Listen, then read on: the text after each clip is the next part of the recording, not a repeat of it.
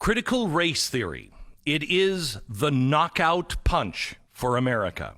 If this continues and is taught to our children, there is no freedom left in America. We will become a very dangerous, dangerous nation.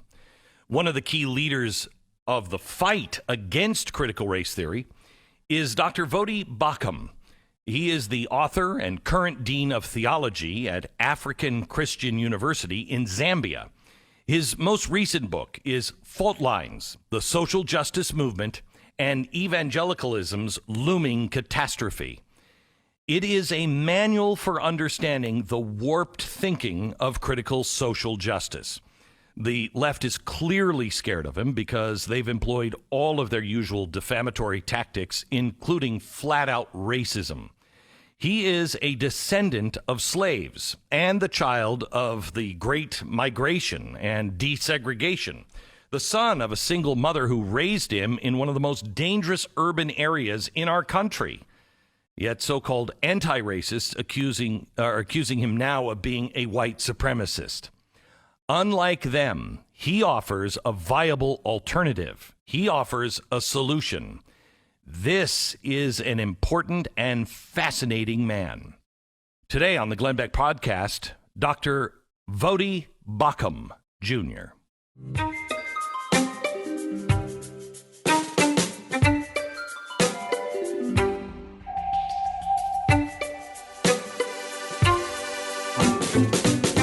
Voddie, my friend, how are you? Oh, man, better than I deserve. How about yourself?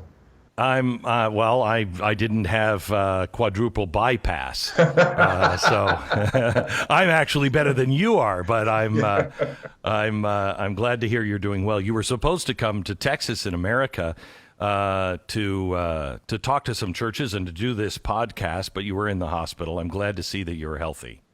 Yeah, man, I am. It's been great. Yeah. We met probably a year ago, and I had you on the air several times because I found your voice. I found you on YouTube, and your voice was so refreshing, and you nailed critical race theory. And this at a time where nobody was really talking about it, and you had been talking about it for years. Yeah. Yeah. What led you to this discovery, or what led you to critical race theory? I think there are a couple of things. I was studying other issues, classical Marxism, for example, and then later on things like the Frankfurt School, Antonio Gramsci, and I was, seeing these things sort of popping up and becoming more and more popular in the academic realm. And then 2007, 2008. When Barack Obama was running for president, all of a sudden, I'm seeing some of these same ideas being popularized, not just in obscure academia, but they're becoming sort of mainstream, and Marxism was becoming cool. Which is not the first time that's happened. Right. So here's the problem. I got into a lot of trouble back in 2008. I was thinking out loud, and I was on Fox, and I said, I think the president is racist. No, that's not quite the right word, but he just seems to have a hatred for the white culture. What I was sensing was critical race theory, because everything that I'm seeing now, the fruits of critical race theory, it does make you hate the white culture, or what they call the white culture. I don't, but meritocracy, doing the things that get people ahead in life. Yeah, and I'd say it goes beyond that, Glenn. It's not just white culture or whiteness per se, but because of the roots of this thing, especially the neo-Marxist, the Gramscian Marxist roots of this thing. It's the broader culture. So that also includes Christian culture. Right. It's beyond just, white, black. It's the Western way of life. It is the Judeo-Christian West. That's what it is. Yeah. That's why there's such a hatred for the Jews. Yeah. Yeah, and so to go back to our former president, remember, critical race theory, it's born out of critical legal studies, which has its heyday in the 70s, but it really comes of age in the late 80s, in particular in 1989.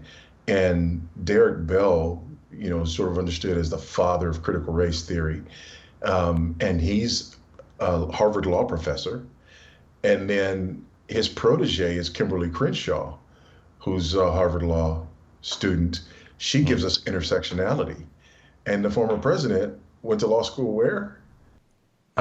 So he's swimming in it. He's bathing in it back then. It must be so frustrating to know and to see it coming and to be shouting from the mountaintops and be canceled because of it. I mean, they came after you hard. Before you were even really well known to most of America, they knew you were poison to them and you had to be eliminated. Yeah, and part of that is, again, these tenets of critical race theory, the idea that even knowledge itself is a cultural construct, right?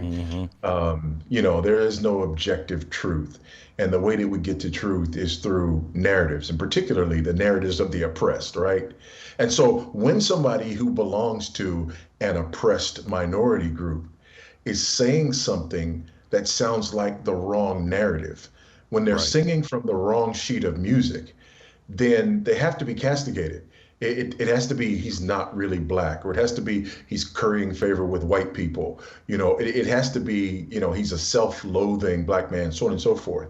Because if you don't do that, wait. If this is this written down, is there a handbook that explains that is from them that you can go, no, here it is? That's a serious question. Is there anything that? Not that part. Not that part. That part you just sort of learn. Right. Okay. It's kind of like I think about that scene in A Few Good Men. That scene in the courtroom where one lawyer kind of does really well with a witness, and the other one comes up and says, "Hey, can you show me in this book where the mess hall is?" And he goes, "I didn't find that in the book. I just kind of followed the crowd, at Chowtown." Right. And this is the kind of thing where that castigation of certain voices and the accusation that certain people are not black, and names like Coon and Uncle Tom and skin folk but not kinfolk, my favorite new one.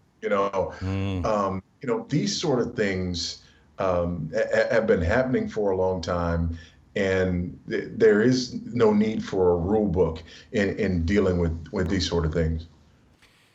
Let me go back for a second. You used the word construct. That's a new word for most of America. That's just a social construct. What the hell does that mean? Yeah. Well, again, and I keep referring to this name, this Antonio Gramsci. He's a very important figure in all of this. Let's start there. Who is he? Gramsci's an Italian Marxist from the 1920s and 30s.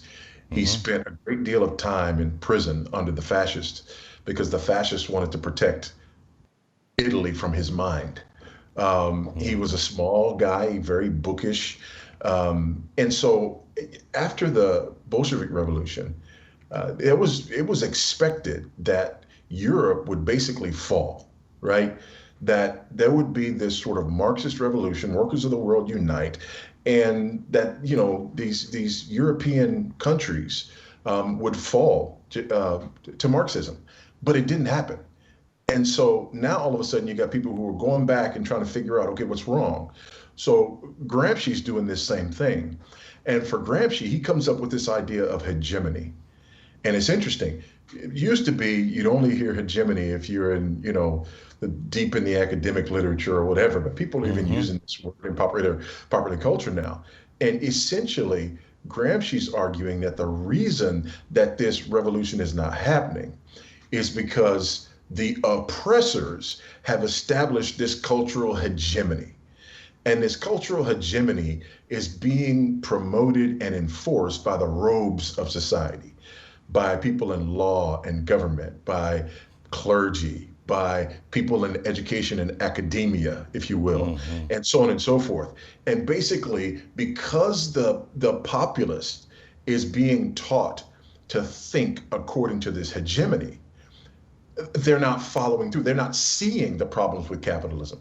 So for Gramsci, what you have to do is you have to first overthrow the hegemony. You have to first get into the robes of society. You got to get control of government and the courts and the schools and the clergy and so on and so forth, so that you change people's thinking and weaken the culture from within so that it can then be toppled. So connect him to the Frankfurt School, something else that people don't really know of, which is how it came over here, I believe, from Nazi Germany. Yeah, so Frankfurt School, again, it gets its name because it's in Frankfurt, Germany. And these are Marxist thinkers and ideologues along the Antonio Gramsci sort of, sometimes referred to as cultural, Marxism, because it's dealing with this idea of the culture and whatnot. And Hitler rises to power, and these guys go west, and many end up in the United States, Colombia, right? Yeah, and among other places, some very prominent, teaching posts. And again, these guys are sort of working out the ideas of Marxism within the context of Gramsci's understanding of hegemony, and with a view toward really applying it to all of society, and gaining influence. And I mean, that's exactly what began to happen. So, that's where social construct comes from. The social construct is the hegemony saying, no, this is the way it is. Yes. And so here's the thing now. You remember, and I think you and I talked about this too, that flyer from the Smithsonian Institute. Yes. Yeah, the African American History Museum of African American History or whatever. Explain it in case people don't remember. Yeah, go ahead. Yeah, it's a flyer that talks about whiteness. And among other things on the flyer, I wish I could pull it up. I should have thought about that beforehand. Yeah.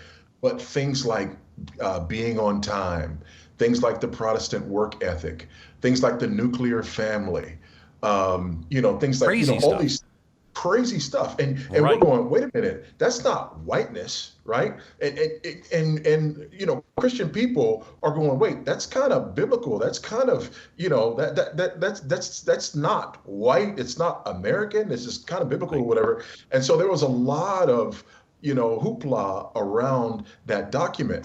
But if you understand the concept of hegemony, then basically you get that what's being said is we value these things because the oppressors in the cultural elite have determined that these things are to be valued. Critical race theory, for example, really doesn't believe in, sort of the empiricism of the Reformation and Renaissance and so on and so forth, in the idea of objective truth, objective reality. So the point being made is these things are held in high esteem because they're part of the hegemony that the oppressor uses to oppress the oppressed. And so what they're doing is they're creating a new social construct, saying that this is the way that truth looks at it, which is the exact opposite. Right? Yes. And that truth, if you want to understand truth, you have to listen to the voice of the oppressed. So that's why we always hear about elevating Black voices, elevating minority voices, LGBTQIA plus voices, or whatever, immigrant voices, elevating these voices, because within this construct of critical theory, the oppressor-oppressed paradigm, within critical race theory, the idea is that knowledge is socially constructed.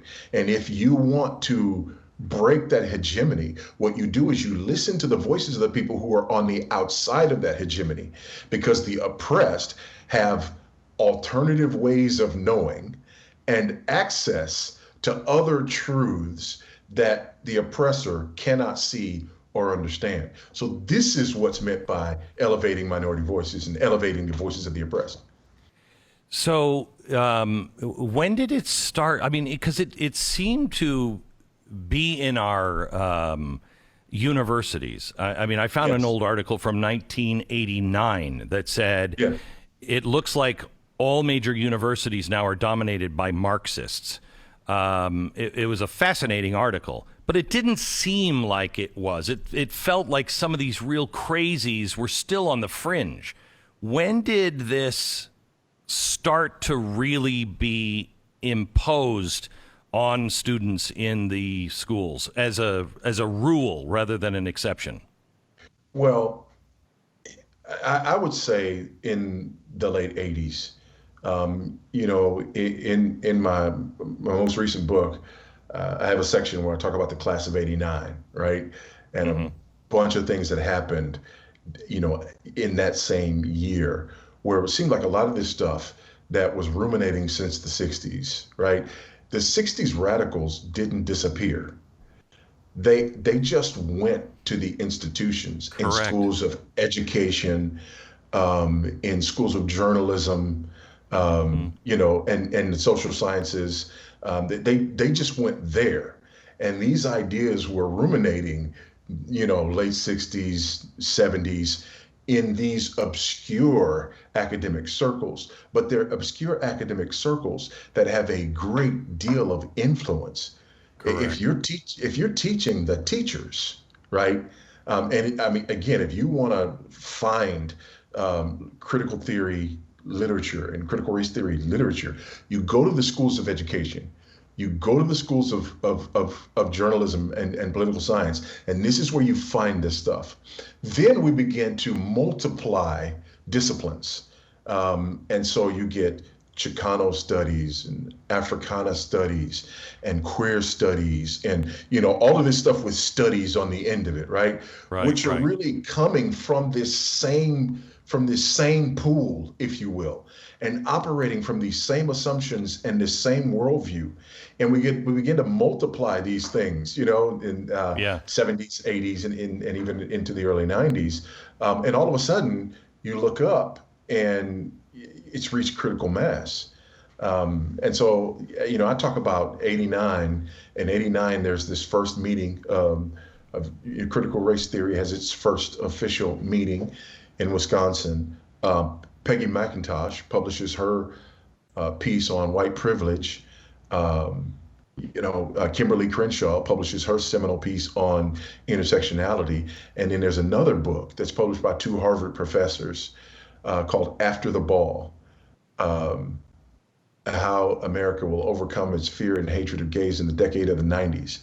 And it's a propaganda piece on how to change the way people think about homosexuality, but it's rooted in the idea of presenting homosexuals as an oppressed minority so that you could then flip the script. And this book is difficult to find now, but it's open propaganda operating from the same premises. And all of these things happened in 1989. So, it is everywhere. It is so well thought out. It started in the 20s, became institutionalized over in Germany in the 20s, moved over here in the 30s, 40s, became really strong in the 50s. How do you stop it? It's like a cancer, but it seems to be in all of the organs now. Yeah. Well, there's a couple of things we have to do. Number one, we have to acknowledge it, right? That's the first thing. You talked about me and my heart issues that I've dealt with recently. The way guys get in trouble with heart issues is they don't acknowledge it. You start blaming it on a whole bunch of other stuff, and the next thing you know, you've had the big one and it's over, right? So we have to acknowledge it. We have to acknowledge that this is an issue. And I'm encouraged because we're starting to see that. People are starting to talk about critical race theory. People are starting to, confront critical race theory, so on and so forth. So that's number one, we have to acknowledge it. But secondly, beyond acknowledging it, we have to unpack it. And that's where we've got work to do. And that's what I'm trying to help people do. I'm trying to help people to unpack it. So can you unpack this first? Yeah. What is the goal? What is the stated goal of critical race theory? To overthrow? Yeah, well, again, even that term critical, right? The term critical, and you hear critical theory. We get this from the Frankfurt School. That term critical means that we're looking at something with a view toward problematizing it. We're assuming that there are power dynamics at work and that there's this oppressed dynamic at work.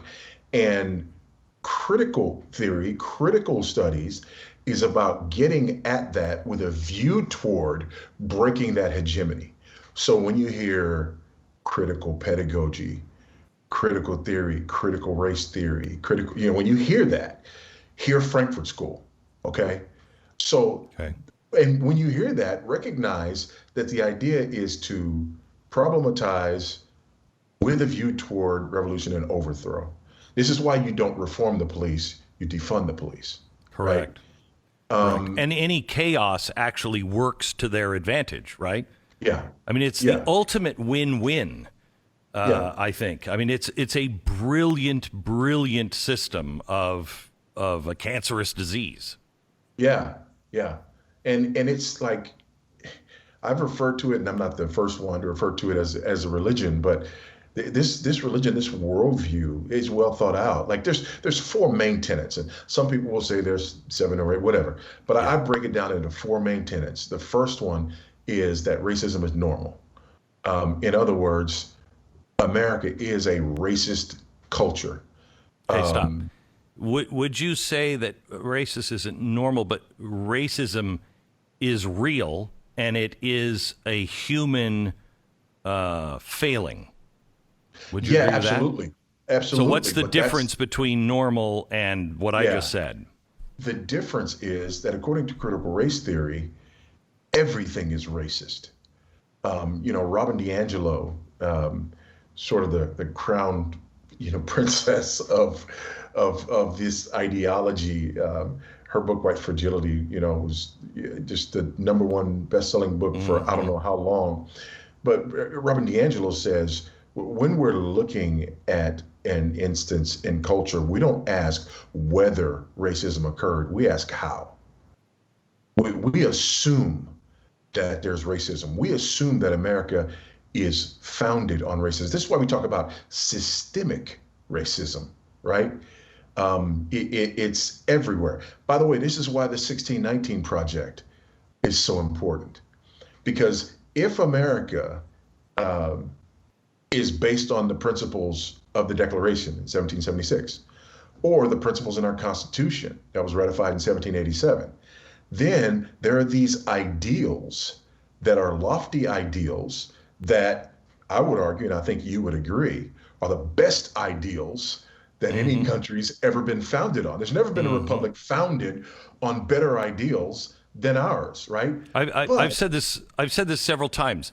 I'm for changing the Constitution and changing America, but can you tell me something loftier or better to shoot for than all men are created equal and endowed by their creator? I mean, there's nothing better. We're not a very old country, but we have the oldest constitution in the world. Right, operating, yes. And so if you move it back to 1619, though, the goal of the 1619 Project was to say, no, America starts with slavery. When the first slaves get here, it doesn't start with those documents. It starts with slavery, because the idea is to problematize the very existence of America. And so, again, first premise, racism is normal. Everything is racist. The core of America is racism and white supremacy. The second premise is this idea of convergence theory. And convergence theory basically says, so the first principle is original sin, right? That's their doctrine of original sin. Everybody's born with this original Right. sin. The second premise is the doctrine of total depravity. So it argues that white people are incapable of righteous actions in the area of race and racism unless their interests converge. And by the way, that's not my words, right? This is the words of Delgado and Sensoy in one of the seminal books on critical race theory, right? So all those white people that marched with Martin Luther King, they only did it because they had something to gain. Absolutely. Absolutely. Okay. And because they can't do it otherwise, right? Because of original sin. Because of the original sin of racism. It's everywhere. You can't get away from it, right? It is at the heart of whiteness, right? Whiteness is inherently evil. The third one is this anti-liberalism. Wait. Stop. So far, you have described the theology, I think, of Louis Farrakhan. Oh, yeah. Okay. Right? Yeah. So, and he would be in the line of liberation theology. Yeah. Which liberation theology comes out of Marxism as well, right? Right. So yeah, it's all swimming in the same stream. So the third point is this point of anti-liberalism, rejecting, Enlightenment rationality and classical liberalism and so on and so forth, rejecting ideas of meritocracy and objectivity and all these sorts of things. Basically, science and individualism, right? In many ways. And then the last one is this idea of knowledge as a social construct and us coming to knowledge through narratives.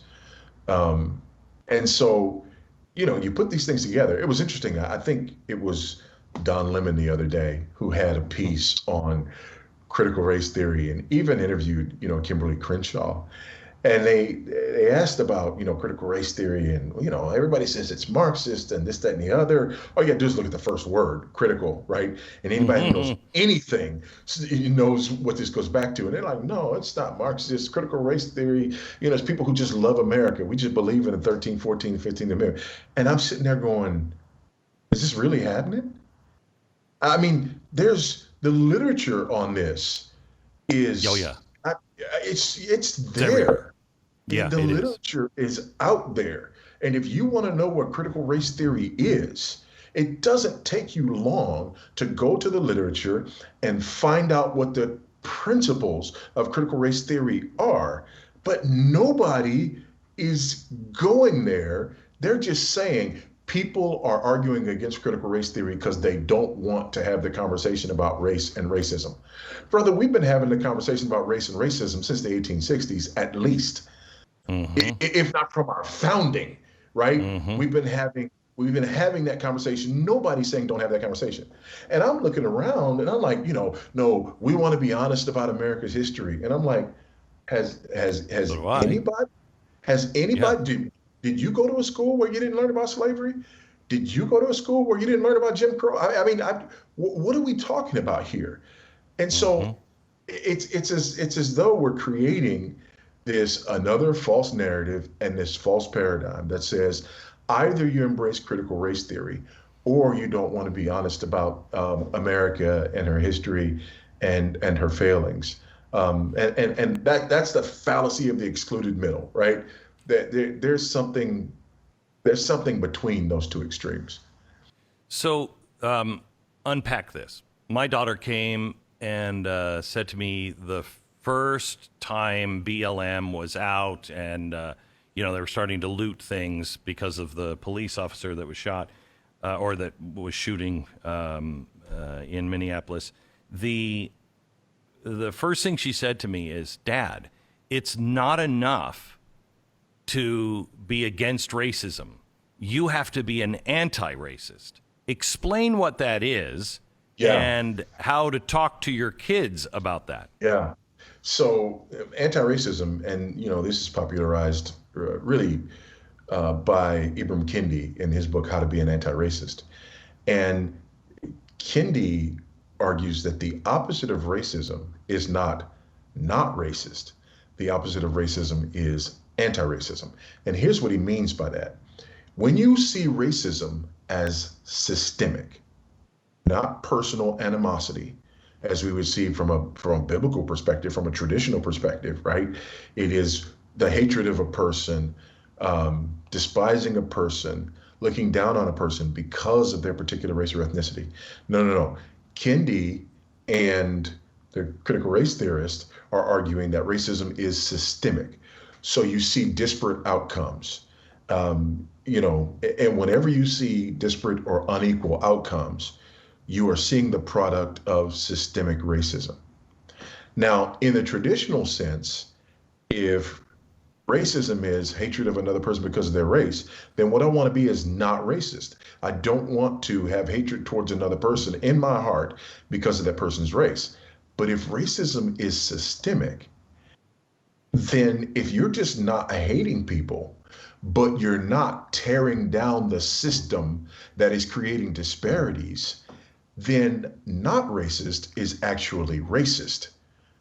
And you got to move beyond that to anti-racism, which means that you're constantly problematizing, right? Being critical in the oppressor-oppressed, mode, and looking for areas in the system that are creating disparate or unequal outcomes and fighting against that in order to get equal outcomes. So that's why Nelson Mandela, Martin Luther King can now be called racists. Yeah, Frederick Douglass. Yeah, absolutely. Yeah, they definitely can. It's amazing. This whole idea, we started, tearing down statues and whatnot. That there's no end to that. There's no end to that. I chuckled recently as a school, I think in Chicago, was considering renaming itself after Barack Obama. And they decided not to rename the school because Obama didn't do enough for illegal immigrants. Now listen, if Obama's not woke enough for you, nobody is. Nobody right? is. And that's the point. Nobody is, because you can always find some other intersection, if you will, and press at that point, and you can problematize anything. We can divide people up into these sort of infinite, minuscule subcategories, and always point to the fact that somebody or some group of somebody's has been underrepresented or mistreated, and therefore we've got work to do.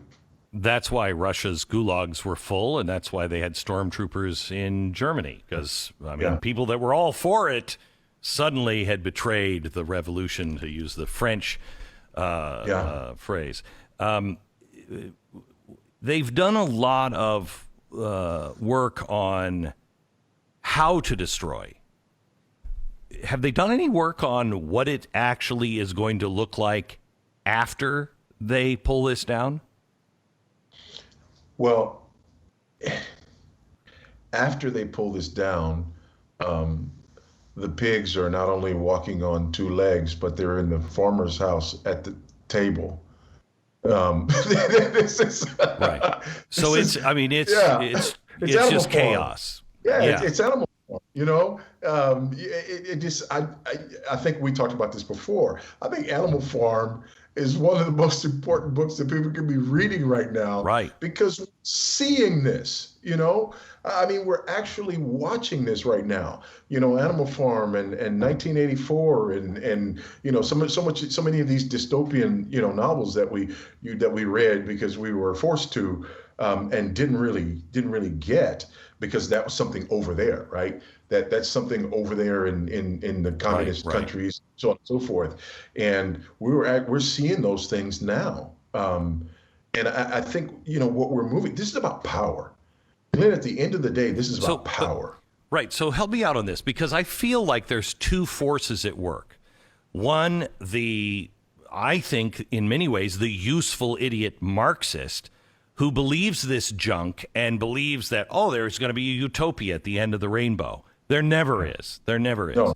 And I marked this for a long time as a socialist movement, a Marxist movement.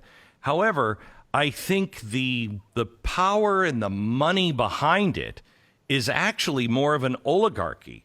I mean, when it all collapses, the people at the top of the ladder, some of the white people that started BLM and funded BLM, those are the people with the power. And I think they'll snuff these people out. Do you see it that way, that there's two groups? One's just a business oligarchy and a raw push for power and money, and the other one with this socialist utopia? Yeah, at least those two, Yeah, okay. and I mean that's always the case when you have these sort of, ideological battlefields and whatnot. But I think you make an important point, and that important point is this: that you have people like, Robin DiAngelo and other, woke white people who are pushing this, who are touting this, who are educating on this. But there's one thing that they're not doing. They're not divesting themselves of power, right? Mm-hmm. They're not giving up their seat at the table, right?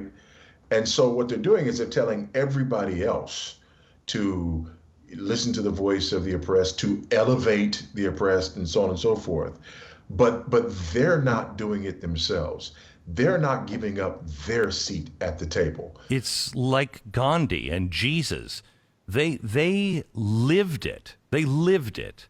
And if you're not living it, I don't know how people like Patrisse Cullors has any credibility.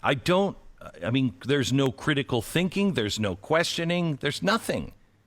How? Yeah.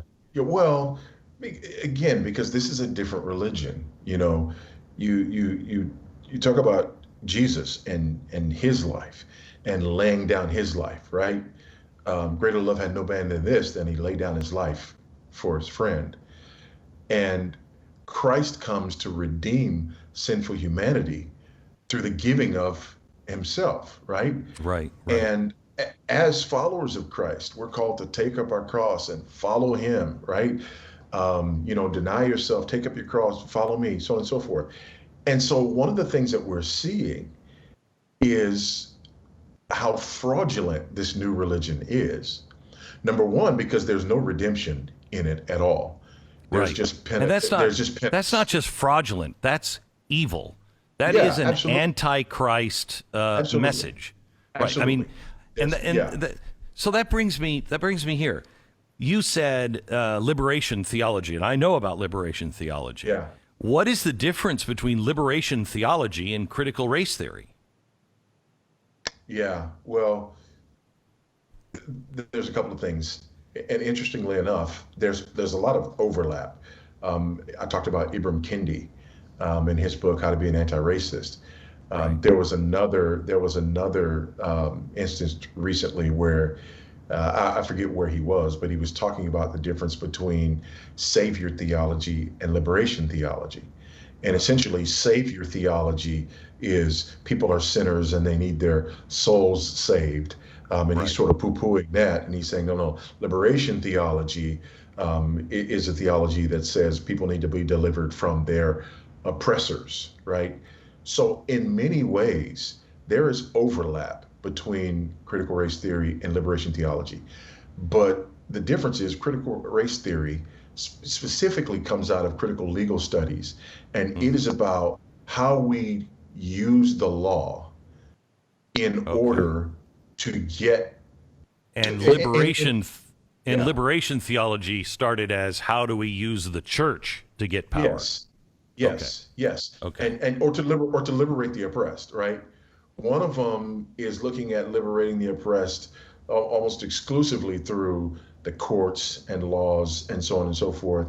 The other, liberation theology, is about this preaching of a different kind of gospel that is pointed toward the liberation of the oppressed as opposed to being pointed towards the individual sinner.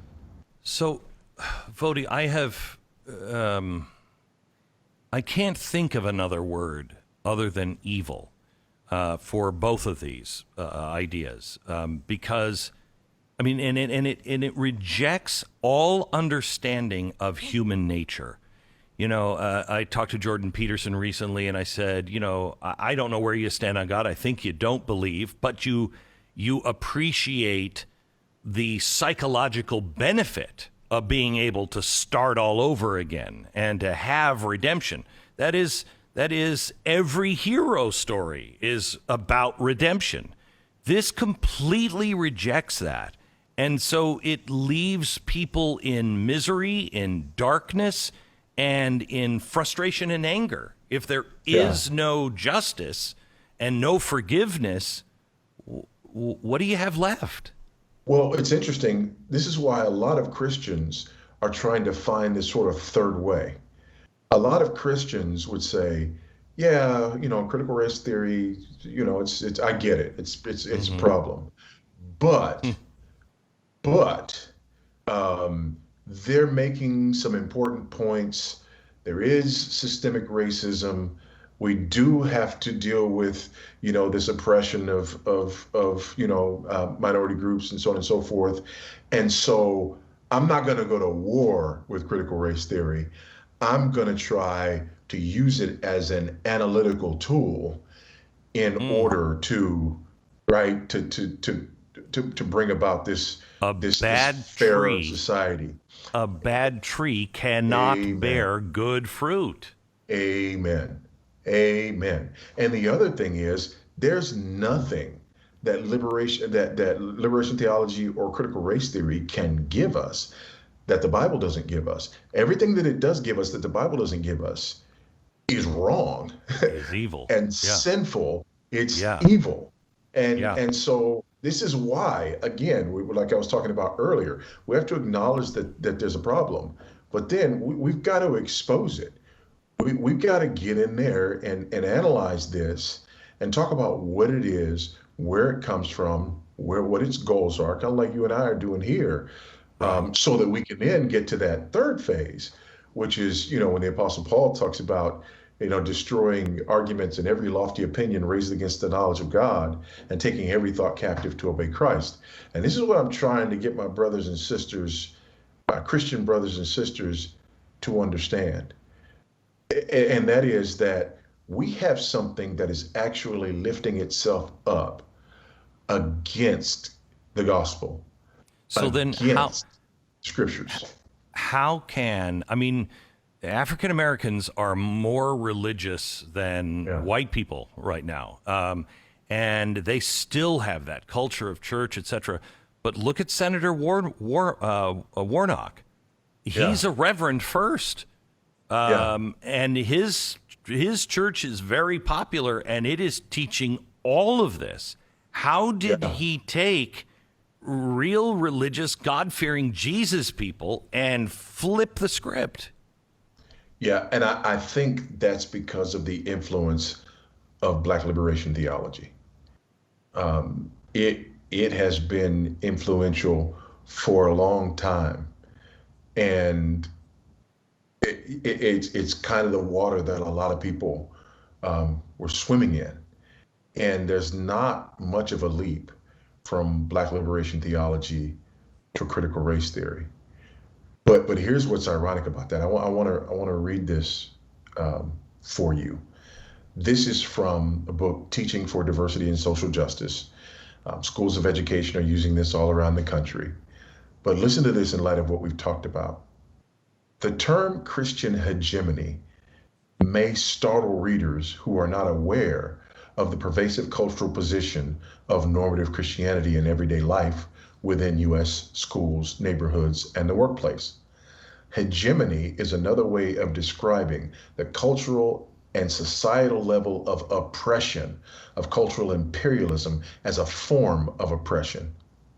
In other words, Christianity is part of the oppressive hegemony, according to critical theory. And so this is why I'm screaming this from the rooftops, right? Not just as an American, right? And not just as an American who has lived and is now living, in another country, but as a Christian who recognizes that eventually this comes for us. That eventually the oppressor, we're fine when the oppressor is just white people. And then we go, okay, well, it's white males, fine. White male, heterosexual, cisgendered, able-bodied, native-born, right? All that stuff, cool, fine. But then when we get down the list and we recognize that Christian is part of that list, and it's not just in this text, right? But Christianity is seen as part of the oppressive hegemony. And so it becomes even more startling that people would embrace critical theory, critical race theory, critical pedagogy, so on and so forth, if they claim to be followers of Christ.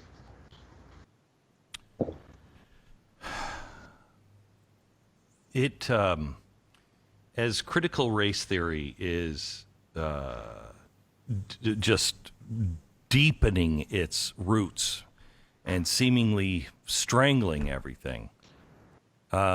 You call your book Fault Lines, and it's because you say this is an earthquake that's going to split everything apart. Can you go into that about what's coming?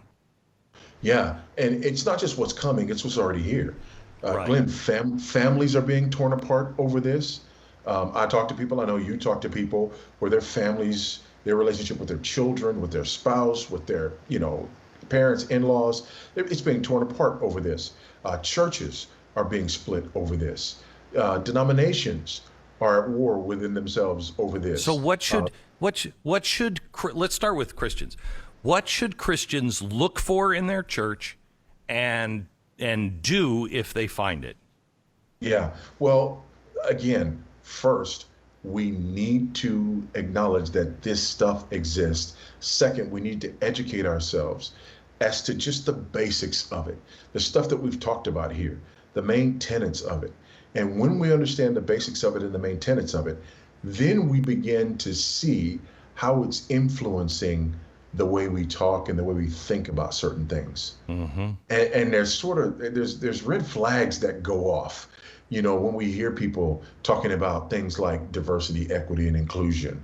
When we hear them talking about, systemic racism, when we hear them talking about, oppressor, oppressed, these sorts of things. And red flags, kind of begin to go off. And so that doesn't mean that, whoever's using those terms is completely gone. It may just be that they're not being careful. It may just be that they're naive, whatever. But that's when we need to sort of engage and say, hey, I've become aware of this sinister ideology, and I'm kind of concerned because I'm beginning to hear some ideas and some terminology that seems to be coming from this sinister ideology. But as you said, Don Lemon, they were denying it on television. Teachers are now saying, I don't care what the law says, I'm going to teach it anyway. They will say that's not what it is. Yeah. So where do you go in that conversation? Well, where you go is, well, actually, here is what it is. And this is one of the reasons that I wrote the book, and one of the reasons that I wrote it the way that I did. I'm hoping that it's one of those tools that people can use to say, hey, here's something that lays this out for you, that puts things in people's own words, right, and demonstrates what this ideology is and where this ideology is coming from.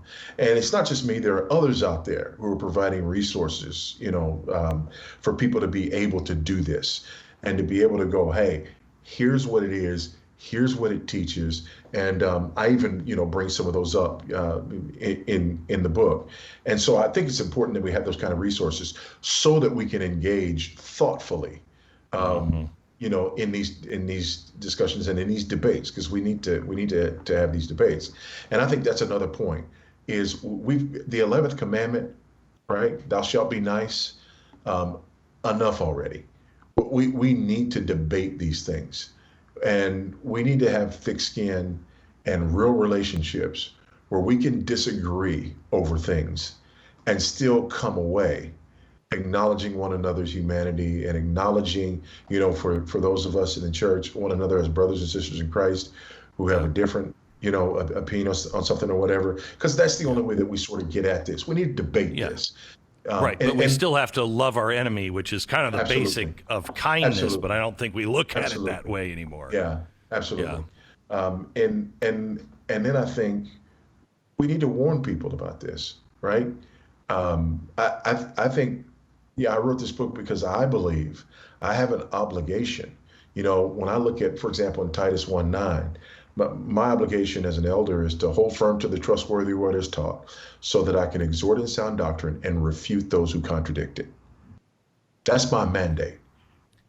Tell me, the name of the book is Fault Lines, the Social Justice Movement and Evangelicalism's Looming Catastrophe. What is the looming catastrophe? The looming catastrophe is this divide. The looming catastrophe is seeing people's lives in wreckage. The looming catastrophe is seeing, our children, our friends, our loved ones at the end of the day, riding this train all the way into apostasy, riding this train all the way into another version of social gospel, all the way into this Christ-denying, worldview and other religion. That's what we don't want. We don't want to see churches go there. We don't want to see individuals go there. When this divide comes, we want people to be on the right side of it.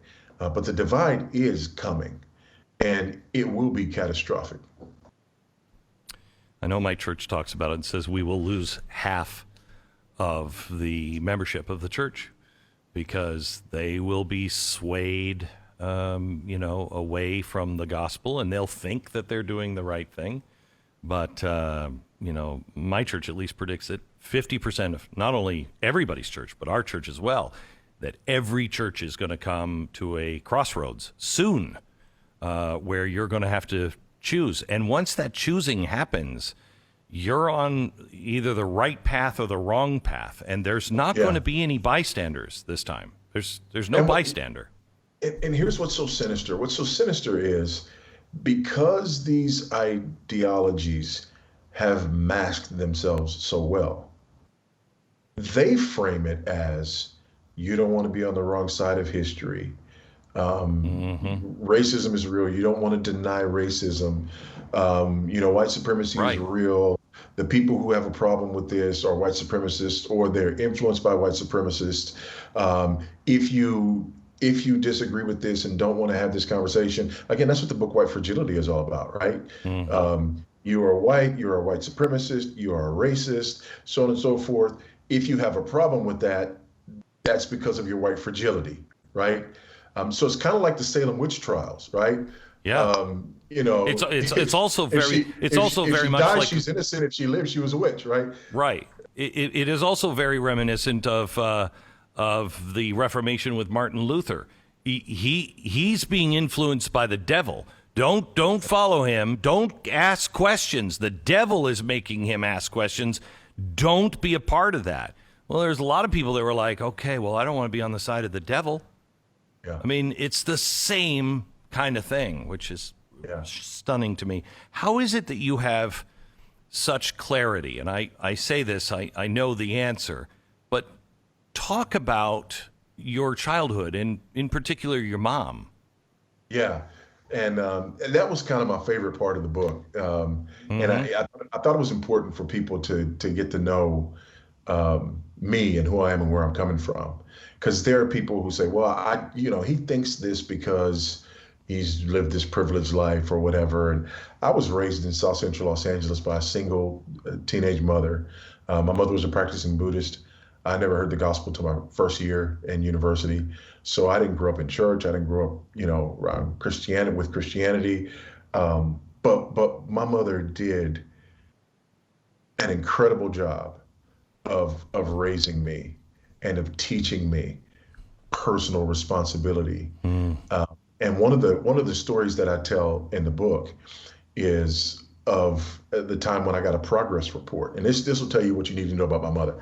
I got my progress report, And I come home with my progress report. This is not my grade, by the way. It's midway through the semester. It's kind of where I stand now. Okay. I get my progress report, and my mother looks at it and says, "You're not playing football." So we're in the middle of football season. I have to go, to school and tell my coach, "Hey, I can't come to practice. My mom says I can't play." And she's like, "What?" And I said, "Yeah, she got my progress report." He looks at my progress report, calls my mother. And he's on the phone with my mother. He's like, "Ma'am, listen, Voddie's one of the smartest kids, on the team." Mm-hmm. And my mom goes, "This is not about how dumb the rest of your players are. This is about my son." And she goes, "Well, wait a minute, man." He's like, this is. And so eventually the conversation reduces to my coach, Diz Reeves, on the phone with my mother going, "Yes, ma'am. Yes, ma'am. Mm-hmm. Yes, ma'am." He hangs up the phone and he says, "Boy, you better go get your studies done." Now, my progress report was a C.